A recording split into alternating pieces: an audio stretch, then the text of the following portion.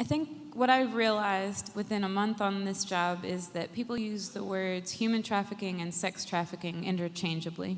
And there's so much more to human trafficking than sex. There's labor trafficking, there's organ trafficking.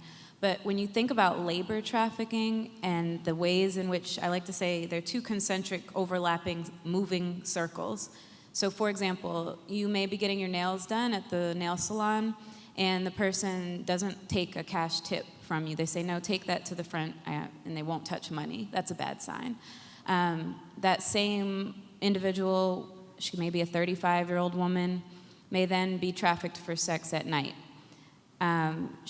Same with massage parlors, with hair braiding shops. You might find women from West Africa, usually in this area, that are braiding hair, and they're doing 12-hour shifts. Then at the end of the workday, somebody picks them up in a van, they drive them to a location where they sleep in not the nicest conditions, maybe bunk beds, not a lot of privacy. In the morning, 7 a.m., 6 a.m., picked up again, driven back. Their passports and IDs are kept by their employer, and they're often held in debt bondage, which means, for example, hi, I'll bring you to America, you'll have a great job, you just have to pay me for your airline ticket and the cost of placing you in this job, $2,000. But that debt can just never be paid off because they're told that their hourly wage isn't quite enough.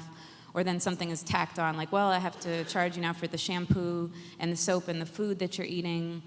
And it's just a never-ending cycle of poverty, bondage, in some ways homelessness if they run away. They may be working long hours, but then sex trafficked at night. So these lines are not as clear-cut as people like to imagine.